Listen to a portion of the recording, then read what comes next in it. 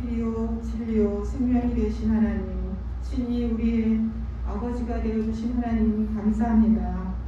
일찍이 죄와 허물로 영원히 죽을 수밖에 없었던 우리를 예수 그리스도의 십자가 은혜로 건져 구원하여 주신 것 감사드립니다.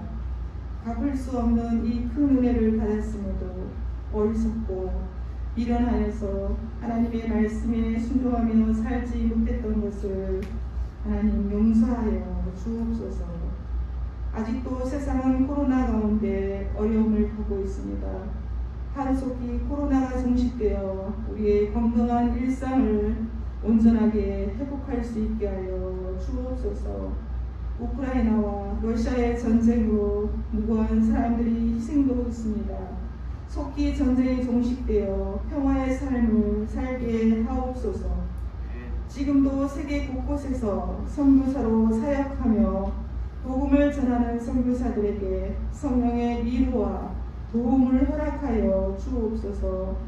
이 나라 이민족을 축복하옵소서. 위정자들과 지도자들이 하나님을 두려워하고 당략과 탐심을 내려놓고 나라와 국민을 위하여 일할 수 있는 능력과 지혜를 주옵소서.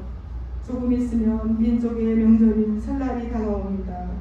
우리의 가족과 이웃들에게 그리스도의 향기를 전할 수 있게 하옵소서. 성화교회를 축복하여 주옵소서. 2023년 일어나 빛을 발하는 교회가 되게 하옵소서. 근동에 믿지 않는 많은 사람들에게 복음의 빛을 전하게 하시고 어린이 도서관을 통해 교회가 이웃을 섬기는 축복의 통로가 되게 하옵소서.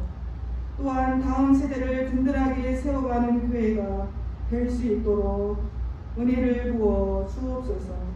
각 기관과 부서들이 주신 책임과 소명을 감당할 수 있도록 믿음의 능력과 은사를 더하여 주옵소서. 지금도 병상에서 치료받고 있는 식재들을 긍휼히 여겨주셔서 주의 능력의 손으로 어루만져 주시고 치료하여 주옵소서. 이 시간 말씀을 전하시는 목사님 영육간에 강건함 주시고 말씀을 전하실 때에 성령의 능력과 은사와 영광을 각절이나 더하여 주옵소서. 말씀을 듣는 저희들 성령께서 마음을 열어주시고 하나님의 섭리를 바로 볼 수 있는 눈이 열려지게 하옵소서. 이 모든 것 우리를 주여 사망에서 구원하신 예수 그리스도의 이름 받들어 기도드립니다. 일어나 빛을 발하라 세 번째 말씀을 함께 나누겠습니다. 우리는 지난 두 번에 걸쳐서 이사야서 60장 1절과 2절 3절 그리고 그 말씀의 원형이 되는 이사야서 49장 6절 말씀을 묵상했습니다. 좀 번거로우시겠지만 이사야서 49장 6절 말씀 우리 함께 다시 읽겠습니다. 구약성경 이사야서 49장 6절 말씀입니다. 저는 이 말씀이 저와 여러분에게 주신 하나님의 말씀으로 믿습니다. 이사야서 49장 6절 말씀입니다.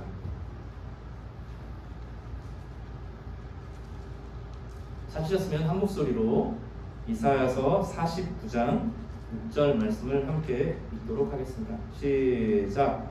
그가 이르시되 내가 나의 종이 되어 야곱의 지파들을 일으키며 이스라엘 중에 보전된 자를 돌아오게 할 것은 매우 쉬운 일이라. 내가 또 너를 이방의 빛으로 삼아 나의 구원을 베풀어서 땅 끝까지 이르게 하리라. 원래 우리는 이 말씀이 사도 바울에게 하나님께서 직접 하신 말씀이 아니라 아수르에 의해서 포위 공격을 당하고 있던 히스기야에게 하신 말씀임을 들었습니다.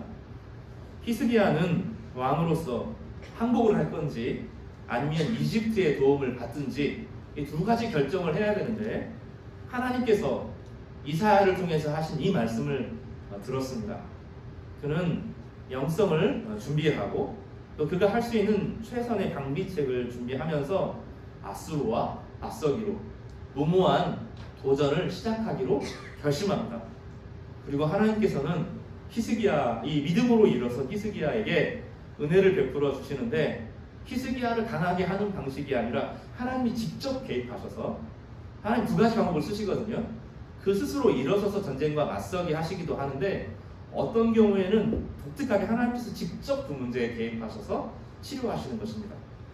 예를 들어 보겠습니다. 우리가 어떤 병에 걸렸는데 하나님께서 두 가지로 일하세요. 하나님께서 치료를 직접 해주시기도 하고, 어떤 경우는 의사를 통해서 일하시기도 하기도 하죠.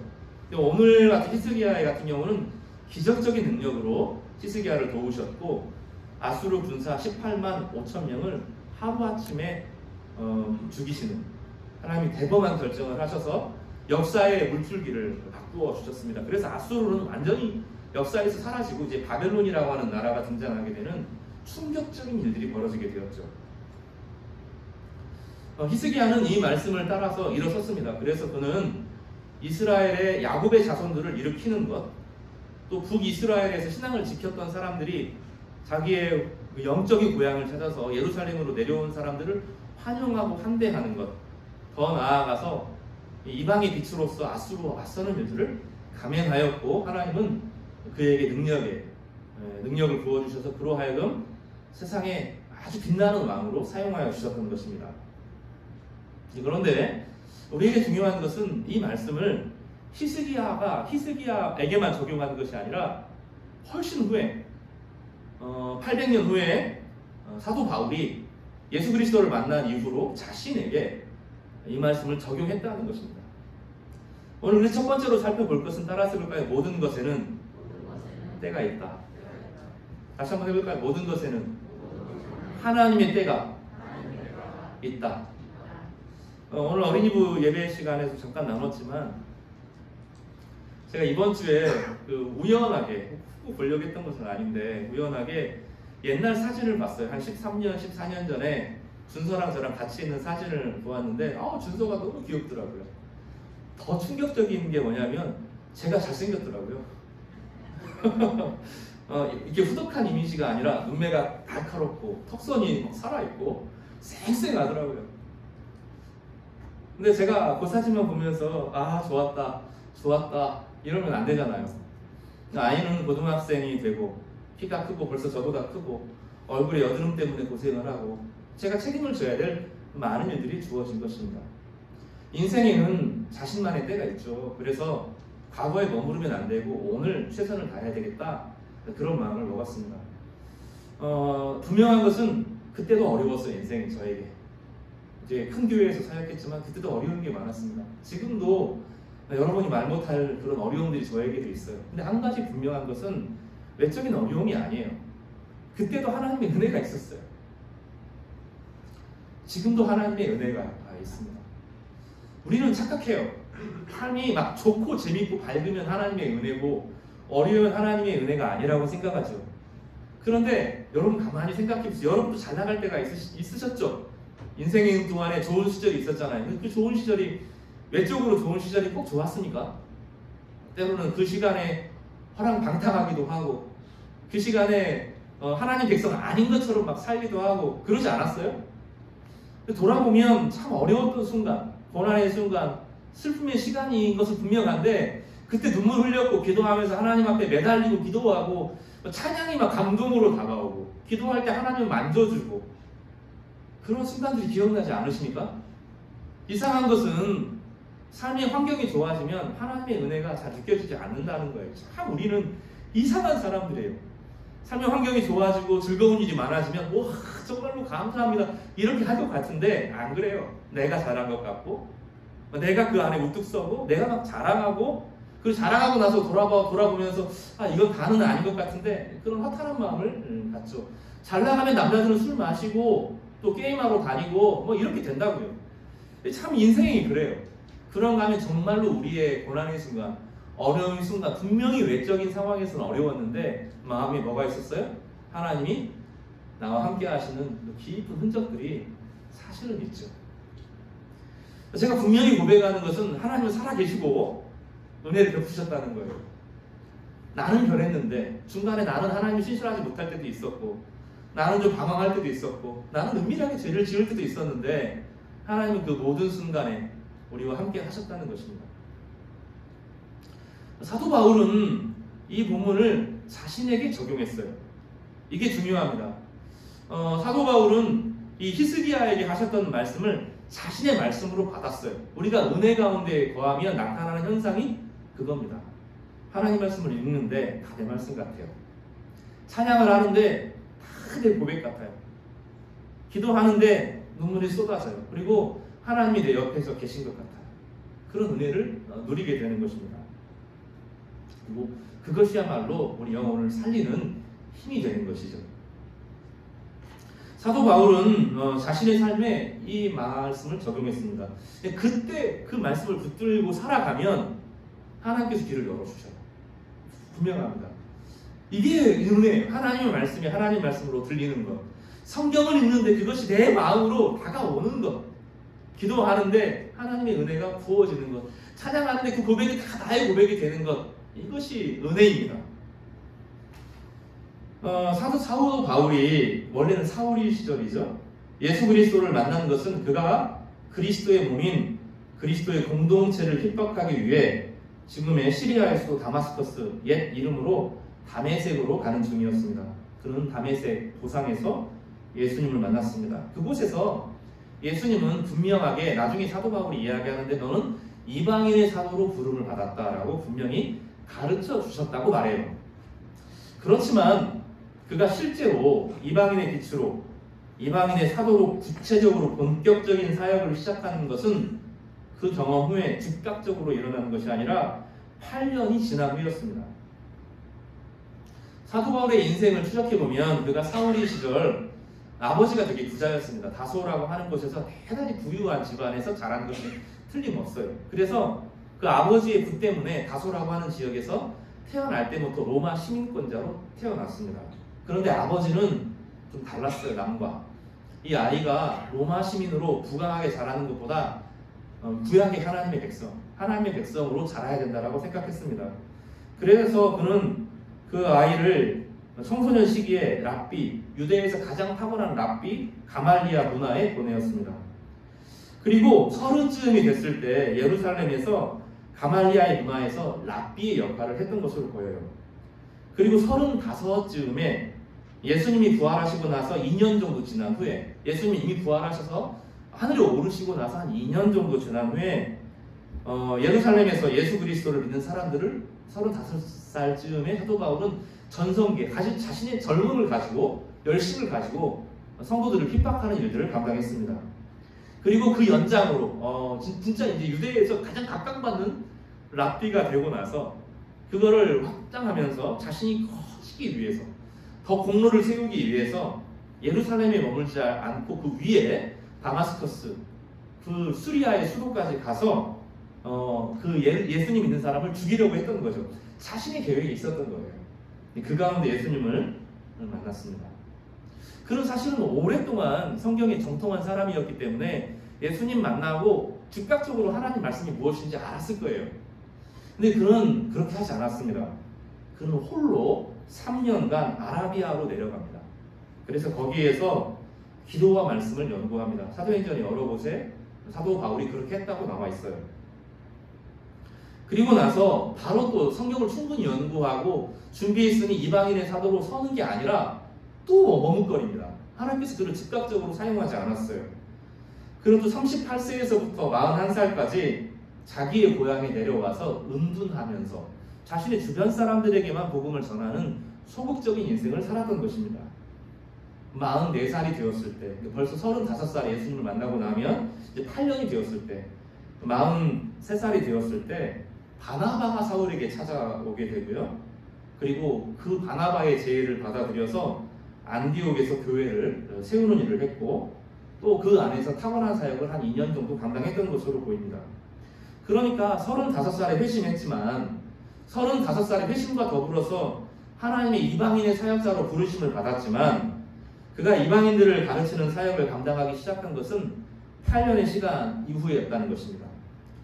그리고 또한 그는 안디옥 교회에서 가장 탁월했던 사역 지도자였던 바나바와 함께 이방인을 위한 전도팀에 다시 부름받은 것은 다시 2년 정도 시간이 지난 후에, 다시 말하면 10년 정도의 시간이 그가 처음에 하나님께서 그를 부르신 것과 그가 실제로 사역을 하는 것 사이에 차이가 있었다는 거예요.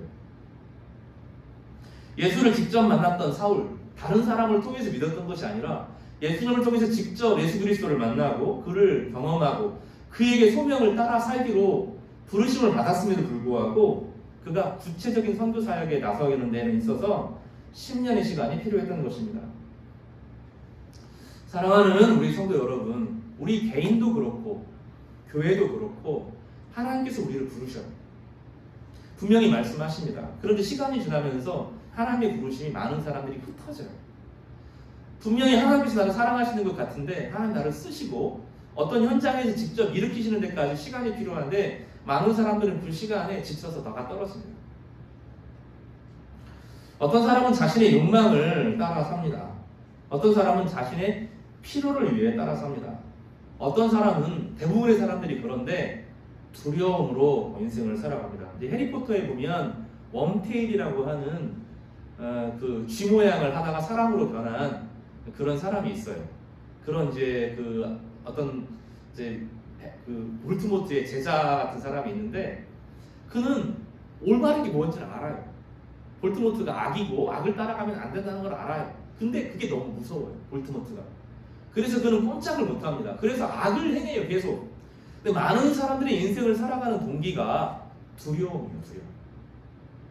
먹고 사는 게 두렵고 자기 자녀를 잘 양육할 것인가가 두렵고 건강이 두렵고 미래가 두렵고 비교당하는 것이 두렵고 두려움으로 인생을 살아갑니다. 근데 하나님은 그 백성들을 불러내죠.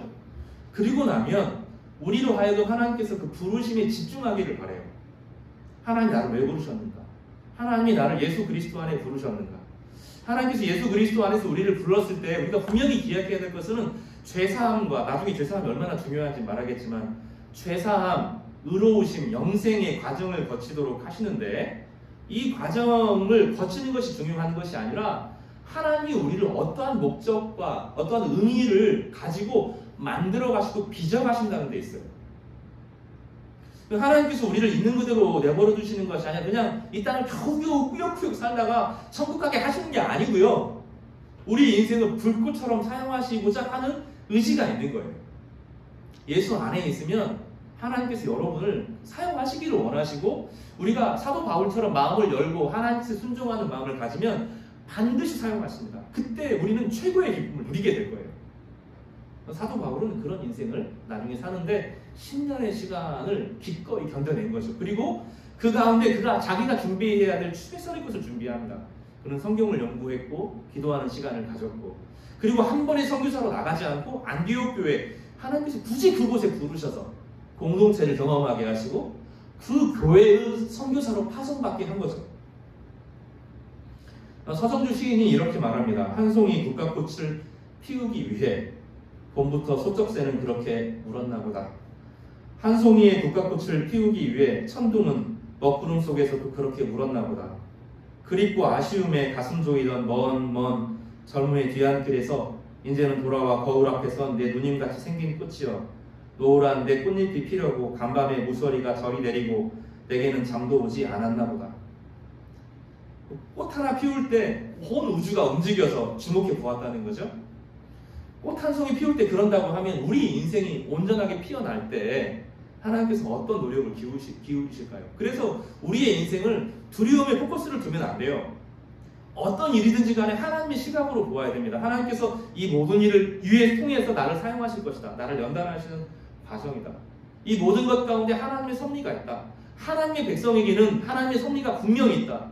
어떤 것도 우연이 아니다. 하나님의 섭리 가운데 이루어진다. 이 일을 통해서 섭리가 있는데 하나님의 소명에 충실하게 인생을 살아갈 수 있도록 나를 이끌어 가시는 과정이다. 어떤 사람이 이거 너무 지나치게 목적론이 아니냐라고 말하는데 아닙니다. 하나님 백성에게는 약속한 계획과 목적과 뜻이 있는 거예요. 그래서 늘 불안과 두려움에 사로잡혀 살면 안 됩니다.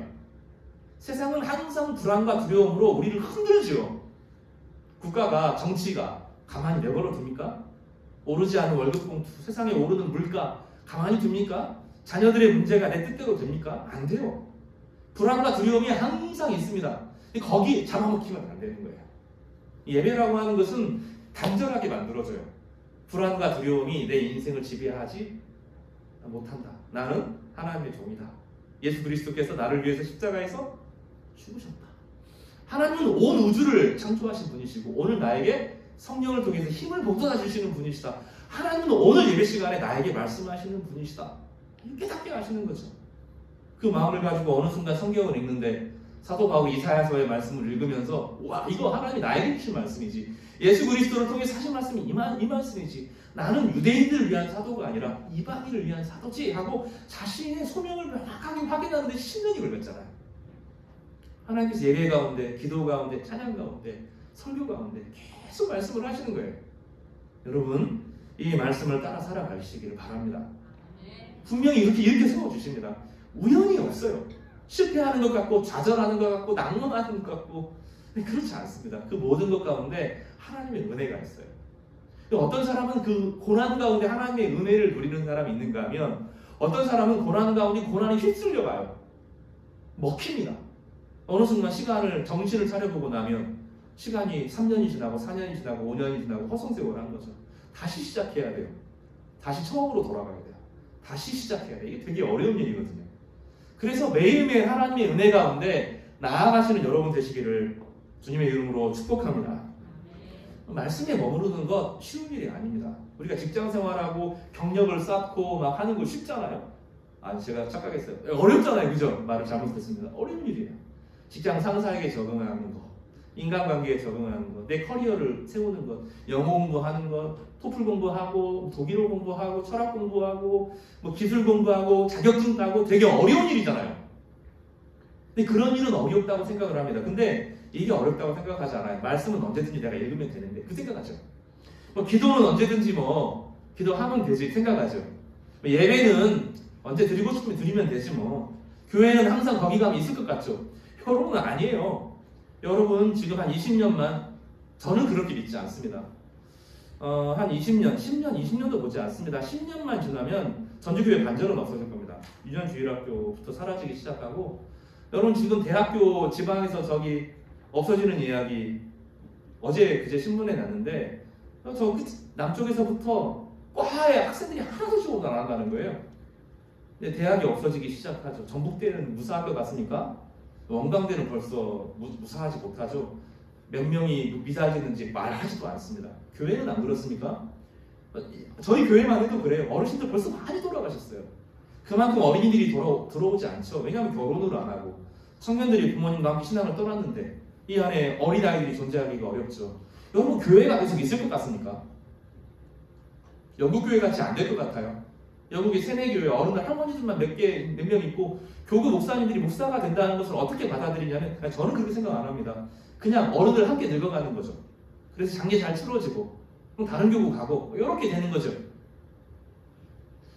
영원한 것처럼 보이는 당연한 것처럼 보이는 게 당연한 게 아니에요. 지금 우리가 예배를 드리고 우리가 기도를 하고 찬양을 하고 하는 것은 그 전 세대가 눈물로 기도한 흔적 위에 세워진 거예요. 그냥 있는 게 아니잖아요. 우리 여러분이 예수님 믿는 데 있어서 내가 어느 날 예수님 믿어야 되겠다고 예수님 믿는 게 아니잖아요. 대부분 다 어느 부모님이 여러분을 기도교회에서 한 거 아닙니까? 대부분 다 우리가 스스로 예수님 자발적으로 믿은 사람들이 아니죠. 대부분 다 우리의 신앙인들은 부모님들 때문에 믿게 된 거예요. 그리고 어쩌다 보니 교회들이 있어서 믿었고 다른 사람들이 전도해서 믿었지 내가 결단한 게 아니잖아요. 당연한 게 아닌데 자꾸 내 거라고 생각해요. 우리 전주성화교회가 계속 될 것처럼 이야기하는데 아닙니다. 하나님께서 은혜 주셔서 우리가 온 거예요.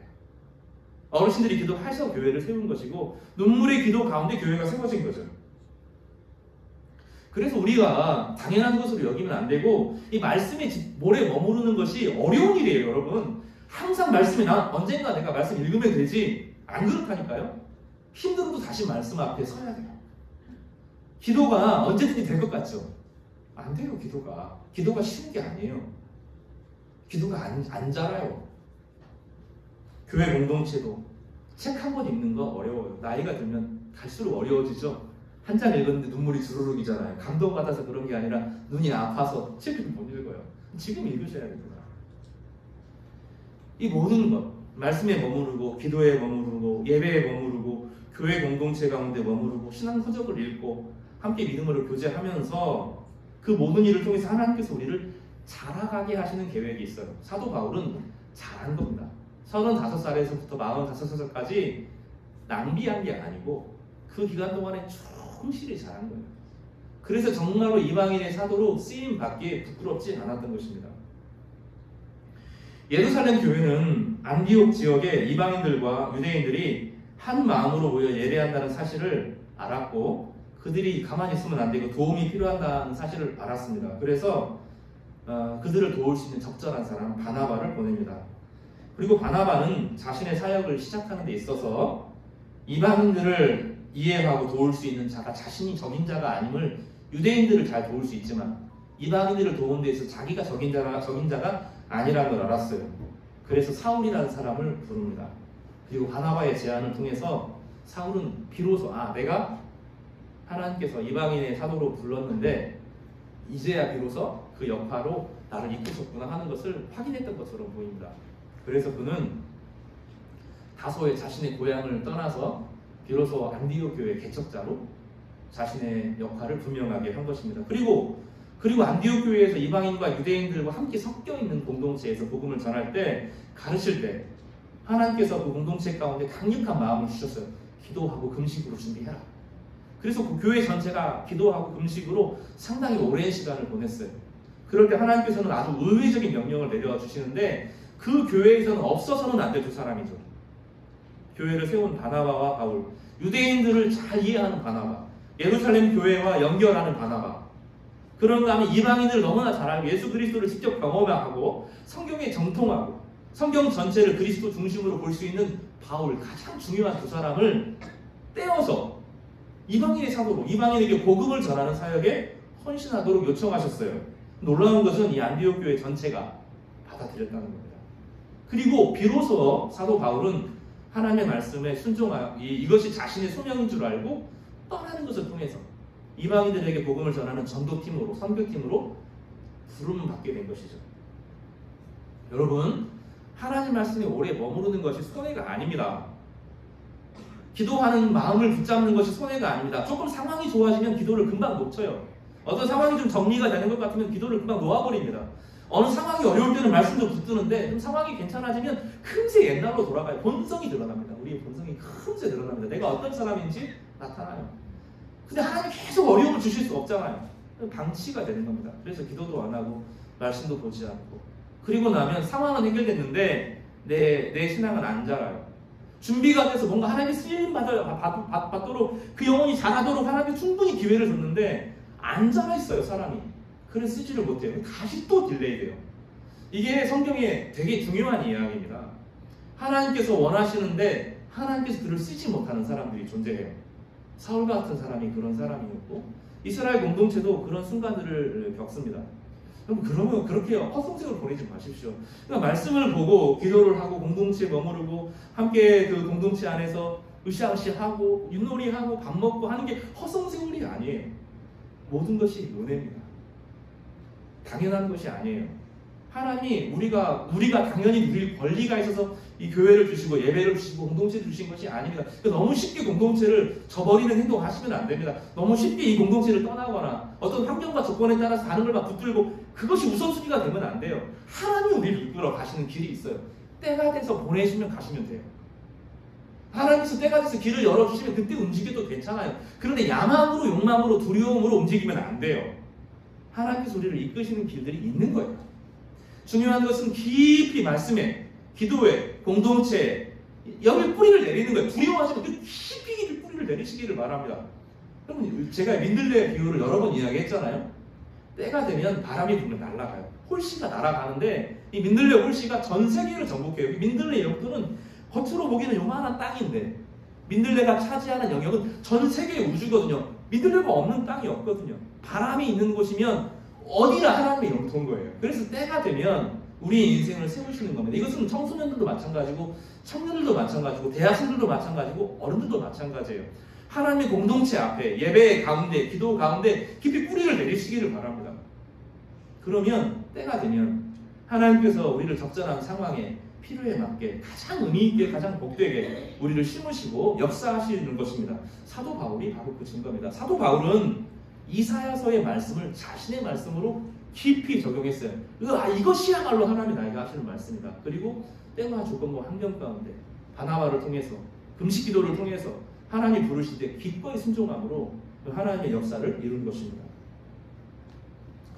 사랑하는 성도 여러분, 평상시 하나님과의 바른 관계에 있다는 것, 이거 대단히 중요합니다. 아무 일도 일어나지 않는데 말씀을 읽고, 아무 일도 일어나지 않는데 기도의 시간을 갖고, 아무 일도 일어나지 않는데 홀로 경배하고, 이거 되게 어려운 거예요. 여러분 한번 생각해 보세요. 이번 주간을 지내면서 경배해 본 적 있습니까?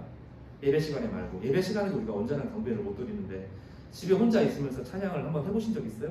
찬송가를 부르면서 거룩 거룩 거룩 거룩하신 주께 경배해 보신 적 있습니까? 그런 사람들은 분명한 것은 무엇이냐면 인생의 두려움이 여러분을 지배하지 못합니다. 경배하는 사람은 자신의 삶에 진실한 예배와 경배가 있는 사람, 하나님을 높이는 사람을 세상이 지배할 수 없습니다. 사탄이 그를 공격할 수가 없고 사탄이 그를 침투할 수가 없어요. 온전한 경배를 드리는 사람이 가지고 있는 무한한 특권이 있어요. 그래서 그 시간을 아까워하면 안 돼요. 그 시간을 아까워하고 하면 뭐 하죠? 결국 12시 넘어서까지 유튜브 보고 있는 거예요. 틱톡 보고 있는 거예요. 스트레스 그냥 풀고 있는 거예요. 뭐 하는지도 모르고 이것저것 하다가 또 야한 것도 보고 이상한 것도 보고 싸우는 것도 보고 질투하는 것도 보고 그러면 시간을 가는 거죠. 그리고 항상 피곤하죠. 나를 향한 하나님 뜻은 몰라요. 거기에 집중해 본 적이 없거든요. 지루하거든요. 성경은 너무 어렵거든요. 성경이 어려우면 도서관 가셔요. 이제 하나씩 하나씩 쉬운 성경들 제가 다 볼 테니까. 그런 성경이 어렵지가 않다는 걸 알게 됩니다. 예배 시간에 수요 예배 가운데 매일 성경 가운데 성경 전체를 차분하게 해석을 하잖아요. 그 가운데 하나님의 말씀이 어느 순간 나에게 꽂히기 시작해요. 어려운데 괜찮아요. 고난이 다가오는데 이겨낼 수 있어요. 그런 순간을 경험합니다. 그리고 어느 순간 예상치 못한, 전혀 상상하지 못한 길이 열리기도 하고 환경과 조건이 달라지기도 하고 어떤 경우는 환경과 조건은 상관이 변함이 없는데 내가 갑자기 변해서 재밌어져요. 그 일들을 넉넉히 행할 수 있는 일들이 생깁니다. 그리고 내가 도울 사람들을 만나요. 하나님께서 이래서 나를 준비시켰구나 깊이 알게 되는 순간들을 경험하게 되는 겁니다. 가장 바보 같은 것들이 사람들이 뭐냐면 바보 같은 일들이 뭐냐면 자꾸 문제에 끌려다니는 거예요. 상황이 오면 호들갑 떨고 두려워하고 힘들어하고 안절부절하지 못하고 계속 문제 안에 휘달려 다니는 것이죠. 근데 진짜 탁월하고 지혜 있는 사람들은 하나님 말씀을 깊이 상고하고 가장 탁월한 하나님 말씀, 그 말씀을 자신의 말씀으로 받는 것입니다. 사울은 그 인생을 택해요. 그래서 자신의 이름 사울이 아니라 사도 바울이라고 하는 이름을 받아들이고 때로는 아라비아에서, 때로는 시리아에서, 때로는 다소에서, 그리고 때로는 안디옥에서, 그리고 오늘은 비시리아 안디옥, 터키 중심에까지 이제 가서 복음을 전하는데 그곳에서 사역자로 서고 나중에는 그렇게 하나님께 준비되어 있으니 로마에게 복음을 전하고 꿈을 가지고 성경을 기록하면서 사도행전, 로마서, 고린도, 전후서, 갈라디아서, 에베소서, 빌립보, 골로새 다 사도 바울이 기록한 거잖아요. 그래서 오고 오는 모든 세대들 가운데 교회가 뭔지, 예수 그리스도가 뭔지, 은혜가 무엇인지를 드러내고 수많은 사람들이 존경하는 사람으로 자신의 빛나는 인생을 살죠. 그리스도인들은 그래서 하나님 앞에 가는 시간은 아까워하지 않습니다. 하나님 앞에 머무르는 시간이 아깝지 않아요. 교회에서 함께 예배드리고 성도들이랑 교제하는 시간을 아까워하지 않습니다. 그것은 아까운 게 아니에요. 오히려 다른 곳의 인생이, 우리가 하나님께 예배드리면 그 시간이 버려지는 것, 손해보는 것 같은데 그렇지 않아요. 다른 많은 것들을 막아주십니다. 보이지 않는 하나님의 손길이 있는 거예요. 예상하지 못한 하나님의 손길을 통해서 하나님께서 견고하게 하시는 것입니다. 이런 부르심에 따라가는 우리 귀한 성도 되시기를 주님의 이름으로 축복합니다. 이 다음에 이제 사도 바울이 그러면 무엇을 전하느냐? 사도 바울이 왜 이 자신의 소명을 아까워하지 않고 귀하게 여겼느냐? 이런 문제가 다뤄지겠죠? 그것을 따라서 해볼까요? 첫 번째, 죄사함. 예수 그리스도 안에 죄사함이 있다는 거예요.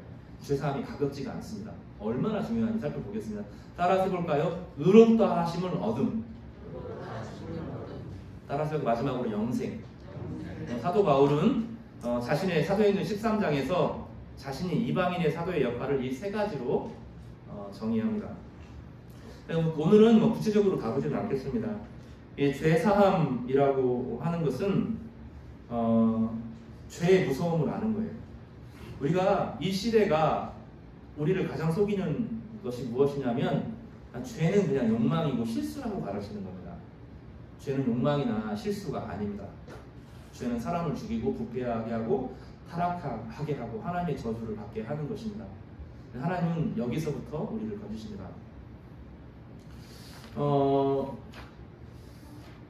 그 일화가 하나 있어요. 그 일화만 하고 오늘 마치겠는데요. 18세기에 하나님께서 사용하셨던 유명한 조지 휘필드라고 하는 영국의 설교자가 있습니다.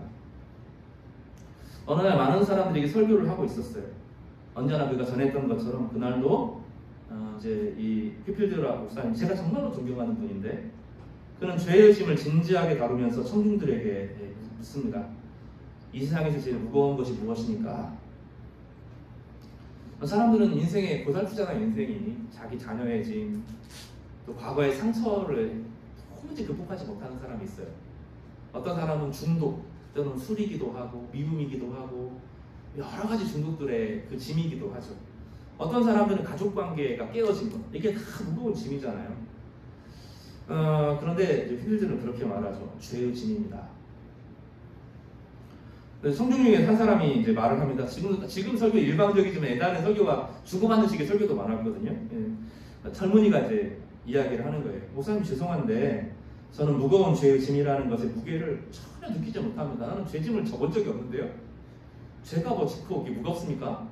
잘못한 거 지나가고 잊혀지던데요. 근데 그 분이 이런 설명을 해요. 비유로 설명을 하는데 젊은이, 청년이 죽었기 때문에 죄짐이 느껴지지 않는 거야.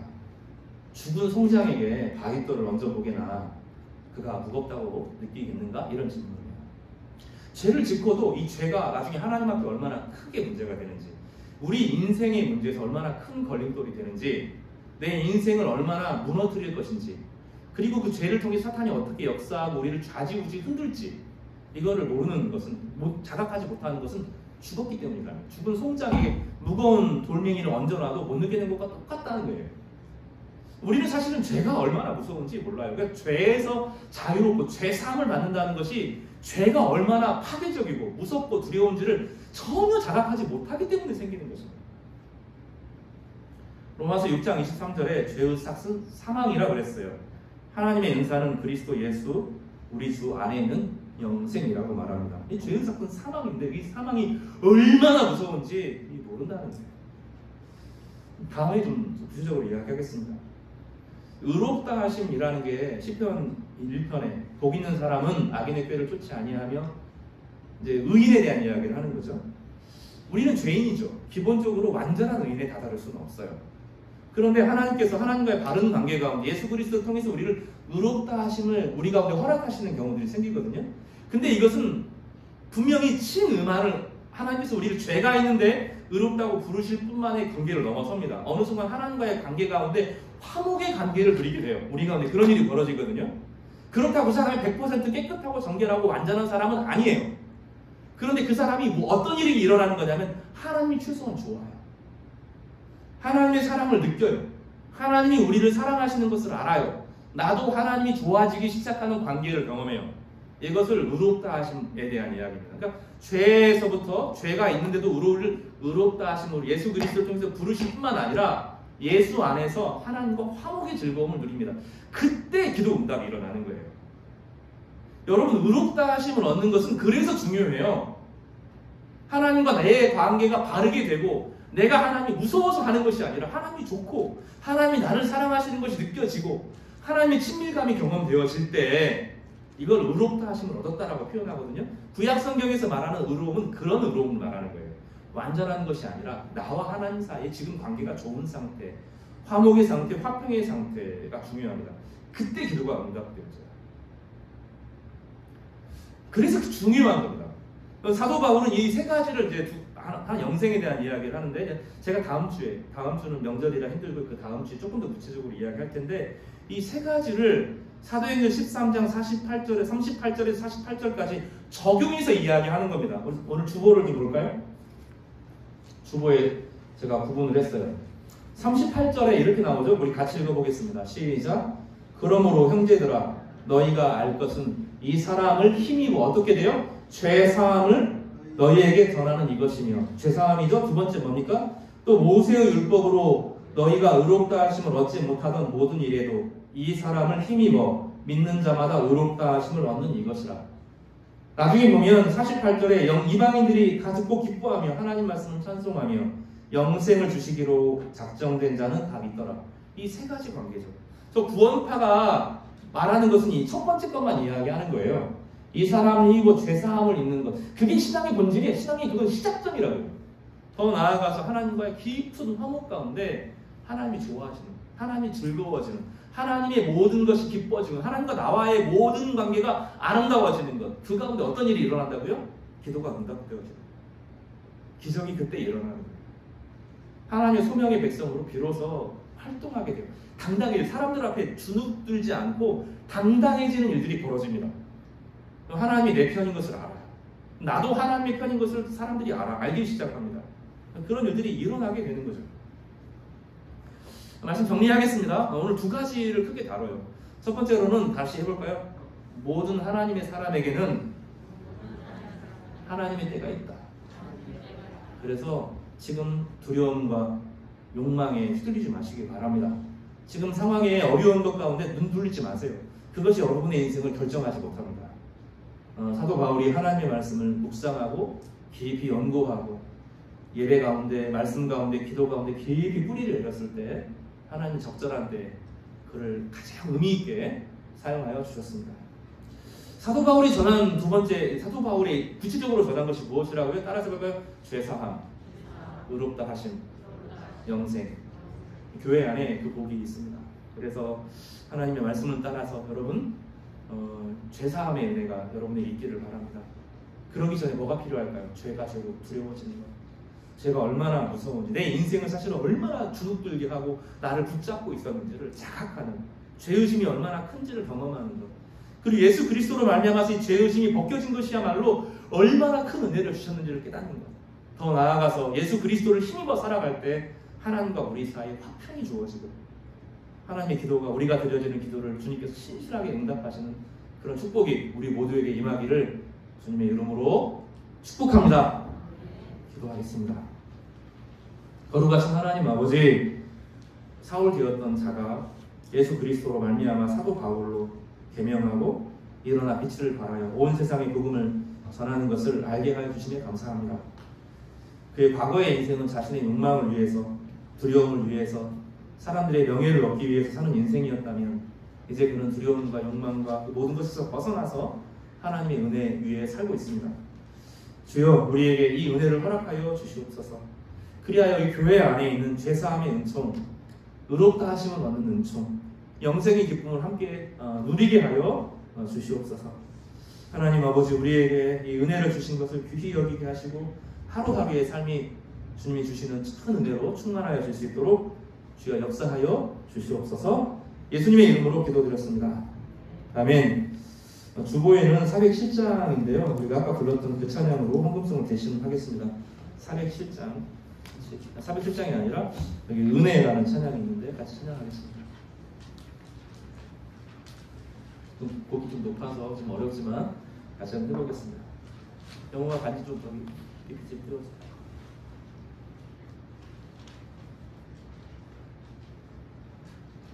앉아주세요. 악보가 있으니까 할 수 있을 겁니다.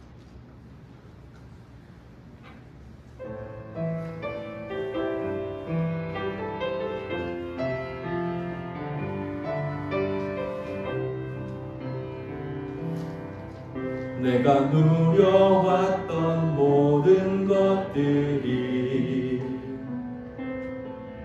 내가 지나왔던 모든 시간이, 내가 걸어왔던 모든 순간이 당연한 것 아니까 은혜였소. 아침에 해가 뜨고 저녁에 노을, 봄의 꽃향기와 가을의 열매, 변하는 계절의 모든 순간이 당연한 것 아니라 은혜였소. 모든 것이 은혜, 은혜,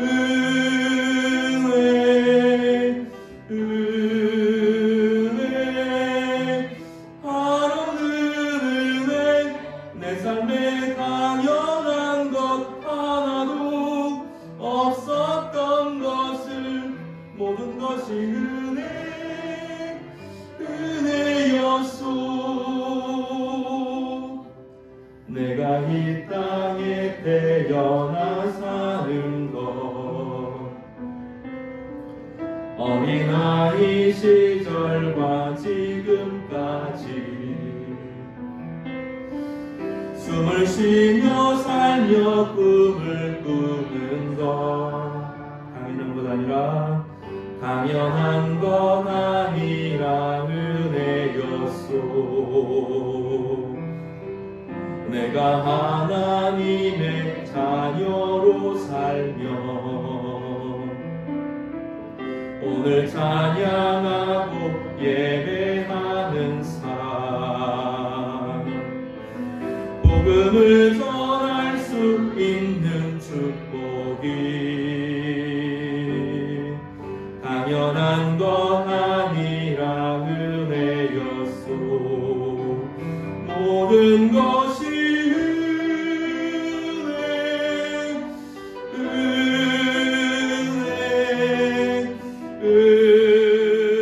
은혜, 바로 은혜. 내 삶에 당연한 것 하나도 없었던 것을 모든 것이 은혜, 은혜였소. 같이 등금 위해서 기도하겠습니다. 거룩하신 하나님, 감사합니다. 우리가 일상으로 누려왔던 모든 것들이 은혜이고, 우리 가운데 예배가 있고, 하나님 말씀이 있고, 기도할 수 있고, 찬양할 수 있고, 함께 예배할 수 있는 공동체가 있고, 소찬을 나눌 수 있는 우리 귀한 성도들이 있고, 내 아픔을 아뢰 수 있는 목회자가 있고, 중보 기도를 함께 할 수 있는 귀한 성도들이 있고, 종종 내 기도가 응답되어지는 축복을 누리게 하심이 은혜임을 알게 하심에 감사합니다. 십자가의 은혜로 죄 사하는 은혜, 또 죄 사함을 넘어 하나님과 친밀해지고 하나님이 우리 아버지가 되시는 그 은혜, 더 나아가서 영생의 즐거움을 이 세상에서 누릴 수 있도록 축복하신 것도 은혜임을 알게 하심에 감사합니다. 하나님, 우리 가정이 은혜이고, 우리 아내와 남편과 또 자녀와 우리 부모님과 함께 지내는 것이 은혜이고, 또 이 하루하루 살아가는 모든 것 가운데 하나님의 섭리가 있음을 알게 하여 주시옵소서. 하나님, 사도 바울이 긴 시간 동안에 하나님의 은혜의 말씀에 집중하고 하나님 말씀을 연구하고 기도하며 하나님이 때가 되었을 때 그를 마음껏 사용하도록 준비되었던 것처럼 우리 성도 한 사람 한 사람, 우리 성도들의 가정, 이 교회가 하나님의 도구가 되어서 정말로 가치 있게 의미 있게 일어설 수 있도록 축복하여 주시옵소서. 2023년 일어나라 빛을 발하라 하셨사오니 저희가 잘 준비하여서 이 어두운 시대에 빛을 발하며 주눅들어 있고 머물러 있고 죽어있던 신앙에서 일어나서 하나님 높이는 저희 성도들이 되게 하여 주시옵소서. 11조의 예물을 하나님 올려드립니다. 하나님 모든 것이 주께 나왔고 주께로 돌려드리며 이 귀한 물질이 하나님의 귀한 도구로 사용되어지기를 원하오니 하나님 저희의 11조를 받아 주시옵소서. 감사의 예물을 하나님 앞에 올려드립니다. 하나님 우리의 삶이 두려움과 침체의 고백이 아니라 하나님의 사랑과 은혜의 도구가 되게 하여 주시옵소서. 우리로 감사의 삶이 넘치게 하여 주시옵소서. 동전을 모아 하나님 앞에 드립니다. 이 물질이 귀한 성경 헌금으로 쓰임받게 하여 주시고 주정헌금, 건축헌금 무엇보다도 우리 몸으로 드려지는 예배를 받아주시고 우리 삶으로 드려지는 예배 또한 복되게 하여 주시옵소서. 예수님의 복되신 이름으로 기도드렸습니다. 아멘. 광고 말씀 드리겠습니다. 먼저 주보에 대해 소개를 좀 드릴 텐데, 주보의 그 2023년 주보 그림은 야생화 시리즈예요. 그래서 제가 고민을 했거든요. 야생화가 몇 종이나 될까? 혹시 50몇 개 끝나고 나면 없을까? 이런 생각이 들었는데 그렇지 않대요. 이제 사진을 찍고 꽃을 알아가는 사람들은 산에서 최소 한 55개를 알아봐야 산을 좀 다녔다 그렇답니다. 전문가들은 산에 가서 한 155개 정도를 금방 알아본대요. 그래서 야생화 종류들이 너무 많다고 말합니다. 네, 이렇게 했던 것은 하나님 백성의 삶은 온실 속의 화초가 아니기 때문이에요. 하나님께서 우리의 피고 지르는 것을 아시고 우리 그 곳에서 우리를 빛나게 하실 것입니다. 오늘 야생화는 꽝의 바람이라네요. 여러분 이런 그거 보셨어요? 이런 거 보시면 혹시 등산하다 보시면 하나님께서 기르시는 꽃이구나. 하나님께서 나도 이렇게 기르시지? 이런 생각하시면 좋겠습니다. 광고하겠습니다. 2023년 한 해 그리고 새로운 한 주일 주님께서 매일매일 성도 여러분의 마음을 새롭게 해주시기를 바랍니다. 2023년 교회 표어는 다시 말씀드리지만 일어나라 빛을 발하라입니다. 새로운 한 해를 준비하면서 여러분 매일 성경 구역 모임에 힘을 다해 주시고요. 가능하면 매주 전도회로 모여서 구역 공부를 함께 좀 공부하시고 서로 좀 나누고 구역 공부하시면서 주일 예배 묵상에서 자기가 은혜 받았던 것을 나누는 함께 기도할 수 있기를 바랍니다. 이게 보통 은혜가 아닙니다. 성도들이 모여서 말씀을 나눈다는 것은 진짜 탁월한 은혜인데 버리지 마시고 거기에 머무르시고 뿌리를 내려주시기를 바랍니다. 각 부서는 1년 계획을 세우시고 담임 저에게 제출해 주시기를 바라는데요. 한 부서 저에게 제출해 주셨어요. 제출해 주시기 바랍니다. 그리고 좀 계획을 하실 때 전도 계획을 세우시기를 바래요. 2023년에는 저희가 복음을 전하는 일들을 개인적으로 부서별로 좀 가질 건데 마음에 품고 기도하고 서로 어떻게 복음을 전할 수 있을지 함께 나누시기를 바랍니다. 중요한 광고입니다. 도서관에서 책을 빌려가셔서 집에서 읽으실 수 있어요. 아직은 컴퓨터 전산 작업이 이루어지지 않아서 모든 것은 3월부터 진행이 되겠지만 저희 교회 성도들에 한해서는 빌려가실 수 있도록 하겠습니다. 그래서 보면 우리 장로님이 어제 제안해 주신 도서 대여 장부를 만들었거든요. 거기다 적으시고 빌려가셔서 읽으시기 바랍니다. 만화책도 있습니다. 보시고 재밌으시고 좀 즐거우셨으면 좋겠고 좋은 신앙서적들도 있으니까 사주셔서 읽으시면 좋겠어요. 그리고 도서관 입구에 교회에 있던 여러 사진과 액자들을 비치해 두었습니다. 필요하신 분들은 가져가셔도 좋겠습니다. 아시겠죠? 근시나 복이 되게 좋은 글귀거든요. 하나님께 가까이 하는 것이 너에게 복이다. 또 하나님께 가까이 하는 사람들에게를 복으로 삼으신다. 뭐 이런 주제입니다. 그래서 좀 사모하시는 마음으로 가져가셔도 좋겠습니다. 교회는 다른 계획이 있어서 적절한 이 도서관 또 저희 교회의 주제에 맞게 장식 그림들을 전시할 계획입니다. 계획을 좀 보면 1월 29일에 공동의회 명절 끝나고 좀 하면서 2023년 전체를 좀 돌아보도록 하겠고 준비하도록 하겠고요. 장로님이랑 의논하셔서 해서 2월 3일과 4일에 말씀 학영회를 금요일 토요일인데 진행하기로 했습니다. 좀 저희 마음을 새롭게 하는 계기가 되었으면 좋겠습니다. 그리고 2월 5일에 재직 및 부서장, 각 부장 임명을 하겠습니다. 늦어져서 죄송한데 잘 준비해서 하나씩 하도록 그렇게 하겠습니다. 우리 일어나셔서 20장 찬송 같이 하겠습니다.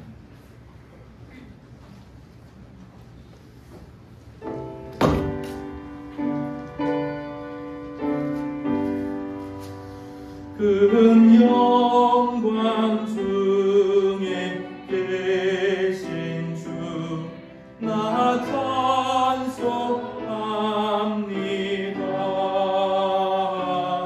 영원히 계신 주 이름 나 찬송합니다.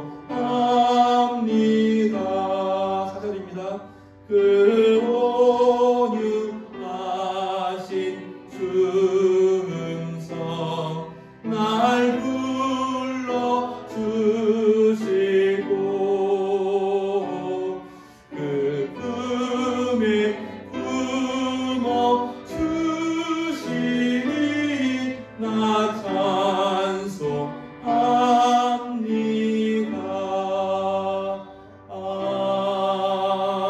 아멘.